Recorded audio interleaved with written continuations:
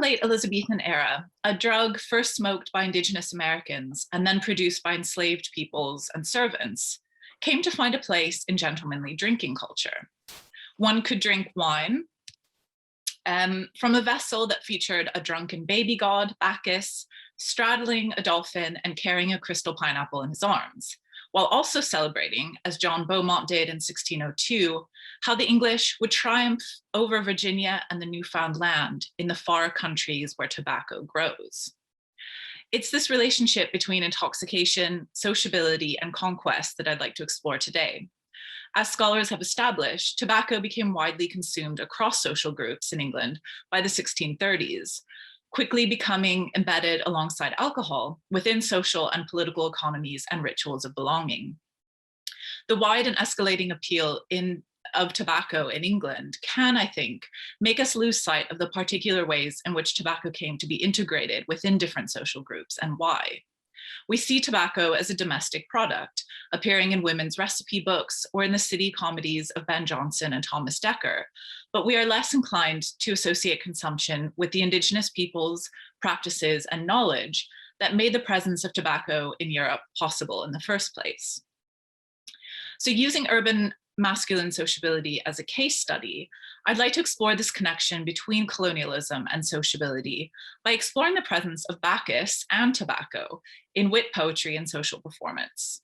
The presence of both Bacchus and Kawasha, which is tobacco personified as an Algonquin deity, in early 17th century sociability, can shed light on changing social practices in the immediate aftermath of colonialism, so particularly following the establishment of Jamestown in 1607. But also, and this is a question that Phil Withington and others have often asked me, and it's exciting to kind of get to think about this a bit more, the kind of dialogues that different intoxicants and their associated ideas and behaviors brought together when they were consumed at the same time. Bacchus, as I argue here, is a fitting figure to appear in tobacco poetry because he serves to connect an ostensibly foreign, new, or savage drug to the classical world of male friendship and urbane civility. But it's noteworthy too that Bacchus is celebrated as a conqueror. He is not just god of wine and fertility, but a traveler who has himself been credited with setting out across the East Indies, teaching local communities to cultivate vines. Bacchus's mythical journey to the Indus River involved military conquests. And to me, the poetry that explores wine and tobacco together in the early 17th century often seemed to suggest that tobacco, as Bacchus's new muse, in the words of John Beaumont, can exist quite comfortably in civil society by enhancing masculine refinement and celebrating gentlemanly project culture and imperial ambitions. So as Michelle O'Callaghan explores in her book, The English Wits, the gentlemen who participated in convivial societies in London had complex rituals of association played out in quasi-ceremonial spaces of interaction, such as private chambers and taverns. The men who met in spaces such as the Mermaid Tavern, often after a day in Parliament or at court, celebrated wine, wit, literary production, and good company through, as O'Callaghan put it, a knowledge of shared rituals and possession of shared cultural artifacts, such as poems and songs, and I would add material culture. Celebrations of the banqueting and drinking at the Apollo is celebrated in Ben Jonson's staple of news. Jonson was tasked with writing a poem for James I's new drinking den in the cellar of banqueting house. He must drink wine, he wrote in 1614, that means to be a poet. So I went on a bit of a museum spiral and kind of started thinking a bit more about where Bacchus ends up in the kind of objects of sociability in Tudor and Stuart England. So we have Bacchus on cups, we have Bacchus on, as a traveler, kind of appearing in tapestries. So Bacchus as traveler and god of pleasure or misrule is found in all kinds of examples, goblets, ceramics, table knives, paintings, fireplaces, and lots of other decorations and tableware. Tobacco began appearing in English poetry and in English sociability from around the 1580s, and also became the subject of entire poems, ranging from short odes and satires to mock epic contributions such as the ones I'll discuss at greater length below, notably John Beaumont's 1602 Metamorphosis of Tobacco and Raphael Thorius's Hymnis Tabacci, which he penned in the 1610s, but published in Latin in 1626. And I'm using the English translation from 1651. I might leave this up for a minute. In much tobacco poetry, Bacchus is never far away, for Bacchus steeps tobacco in his wine, as one poet put it. And I think there's a neat assonance there between Bacchus and tobacco with their double C's, which Richard Brathwaite noted in a solemn jovial disputation of 1617, where he celebrated a plant which, to express his father, shall still reserve the name of his progenitor Bacchus, and therefore we have in his memory called him tobacco. But the association between tobacco and wine is of course also there because gentlemen frequently drank and smoked together. All these are Bacchus's prentices, William Hornby complained of London youth in 1618. At altars they tobacco sacrifice. Being thus assembled, Bacchus filled them with their wits until jolly, some to dance and leap about began, whilst Pluto sat smoking Nicotian, which is a reference to Jean Nicot, the Frenchman who brought tobacco to France.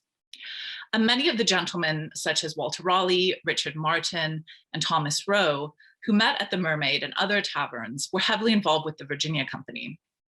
So my interest in investigating the poetry of these gentlemen isn't just with literature, but with colonial expansion and what such literature might tell us about intoxication and empire more broadly.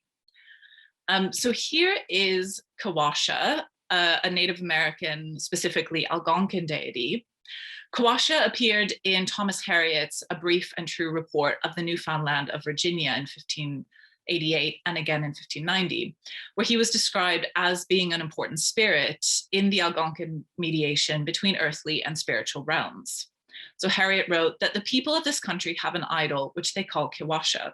By the dead bodies and tombs they set their idol Kawasha, for they are persuaded that he doth keep the dead bodies of their chief lords, that nothing may hurt them. And references to the same deity reappear in texts including John Smith's History of Virginia and the geographer Samuel Purchas's Purchas's Pilgrims. And he becomes directly equated with tobacco in a court masque from 1614, the Masque of Flowers, produced by Gray's Inn, one of the four inns of court, and likely at the behest of Francis Bacon.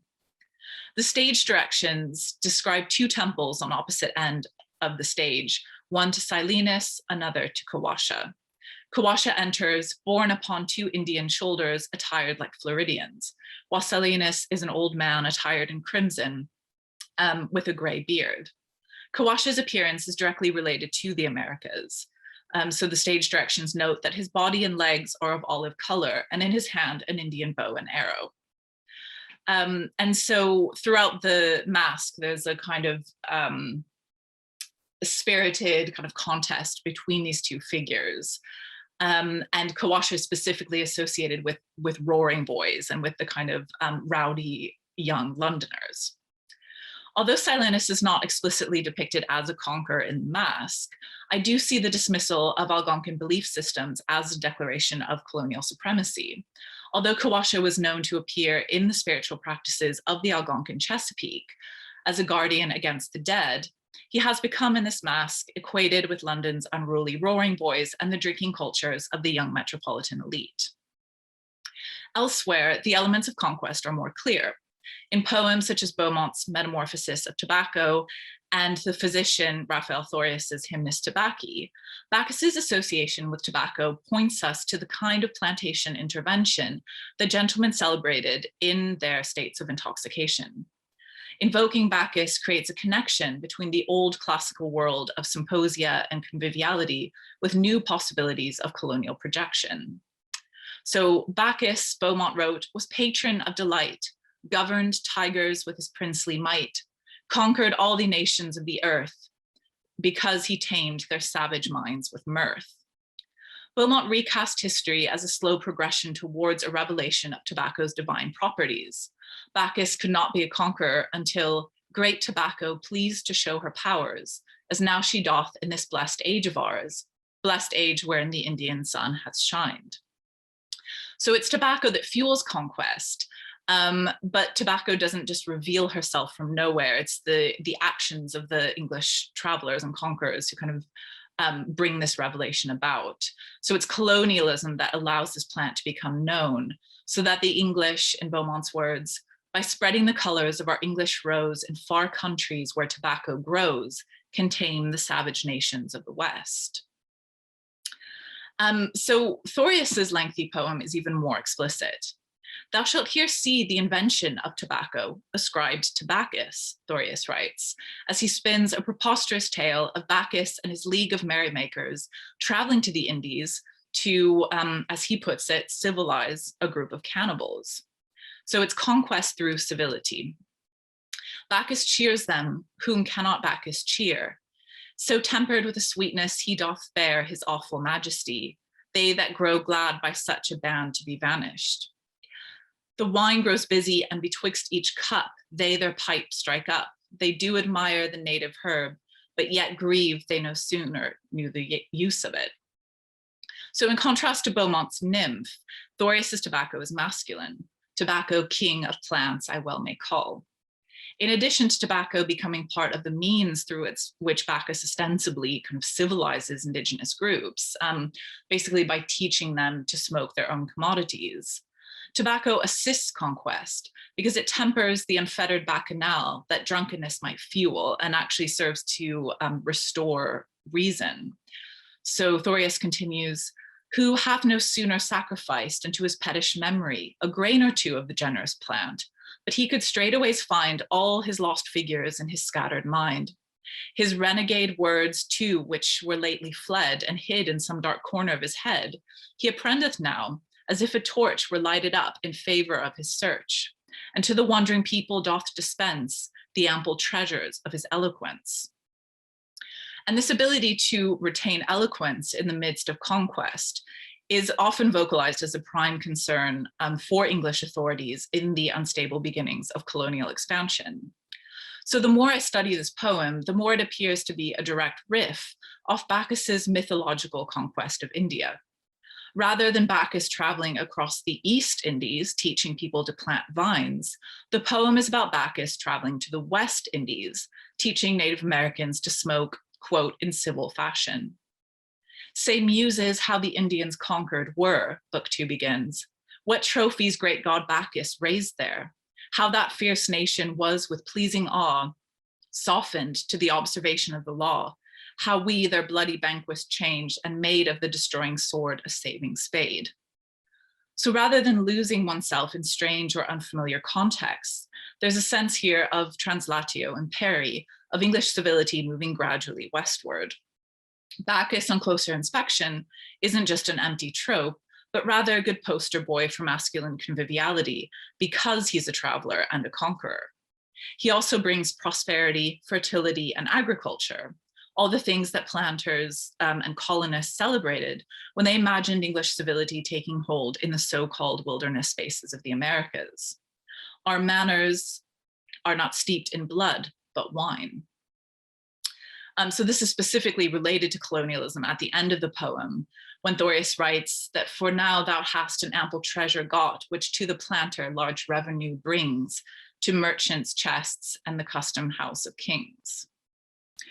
But given the themes of the conference, I wanted to just spend the last few minutes placing the literary sociability of wine and tobacco into a wider consideration of intoxicants and empire, although I think I'll probably be raising more questions than answering them.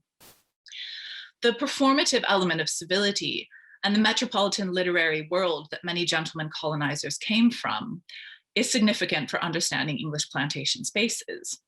As the English began to settle, build, plant, and fortify their spaces in the Chesapeake in the 1610s and 20s, the culture of politics, drink, and smoking fostered a shared sense of sociability across the Atlantic.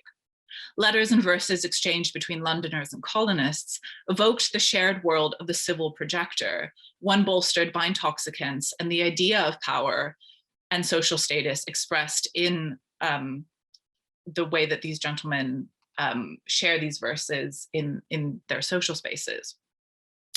So you get things like Thomas Moreton's very anti-Puritan celebration of cross-cultural revelry in his 1638 New English Canaan, where he includes a section on the Bacchanal triumph that he's ostensibly kind of celebrating around a maypole that he's put up in New England. There's also the poetry of Robert Hayman from 1620s Newfoundland, evoking his friendships at the Inns of Court and the way they were cemented with wine and tobacco. While servants in Jamestown, perhaps most famously Richard Freethorn, wrote desperate letters home describing how, with weeping tears, they resorted to eating the bark of trees or mold off the ground, gentlemen praised the fruits, hawks, venison, and other markers of abundance that the soil and woods would yield without your toil. Planters' attempts to replicate alcohol-fueled sociability in plantations, as when the Middle Temple gentleman George Thorpe kept himself busy in Virginia by attempting to cultivate grapes for wine and distill corn into liquor, became a defining feature of elite colonial society and its links to estates in England. And despite being on Algonquin soil with terracotta and indigenous pipes, such as the one on the left all around them, it's telling that colonists in the early plantations overwhelmingly used the white Dorset English-made clay pipes, the ones that had been manufactured in London. And I'm also intrigued by how intoxication was used to comment on the colonial project. In critiques of mismanaged expansion, colonization was itself described as an act of intoxication, one that poisoned the mind and one's capacity for virtue. They carried Bacchus and tobacco brought, the poet Joshua Sylvester lamented in 1621, alas, poor Indians. This unfair exchange, he wrote, came when the English were led by God-cup Bacchus.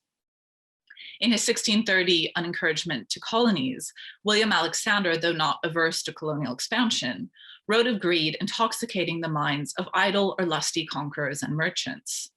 I wish, he wrote, that this might be our chance to begin a new life, leaving these dreams of honor and profit, which do intoxicate the brains and empoison the mind with transitory pleasures. And I'm going to jump a little bit ahead in time here to the London merchant Thomas Tryon's friendly advice to the gentlemen planters, printed in 1684. By then we get a sense of intoxication as a form of willful amnesia, where gentlemen in Jamaica drink to forget the horrors of plantation brutality. In Tryon's dialogue between an enslaved African and his white master, the African man laments, "Oh, you brave and swaggering Christians, who exercise this strange and severe mastership over us, who sport yourselves in all manner of wantonness and grow fat with our blood, gormandizing with the fruits procured by our slavery. You are sat by your rum pots, your punch bowls, your brandy bottles, and the rest of your intoxicating enchantments." There's a lot about the evils of drink in the text, which become conflated with immorality and the abuse of enslaved Africans and Native Americans. Tryon doesn't himself view a world in which African people are free, but the function of drink in his arguments equate intoxication with an abuse of power. So moving forward, I'd like to think more about forms of intoxication, its social role in fostering transatlantic friendships and guiding social interactions, but also its associations with dispossession and brutality and the ways that that becomes built into notions of civil and white civil refinement. Wit sociability is often related to masculine conviviality and the way, as Anya Taylor wrote, that the drinker sees a multiplied and transformed being, released from previous roles, free to explore alternative selves. These alternative selves were, in Jacobean poems that followed Bacchus on his conquests, ways of helping gentlemen imagine their own place in the colonial project. But although the grapevine and the tobacco leaf gave way to other more localized colonial intoxicants, from sugar to punch to palm wine, virtue, Thomas Tryon wrote, was a plant that scarce grows in these islands. Thank you.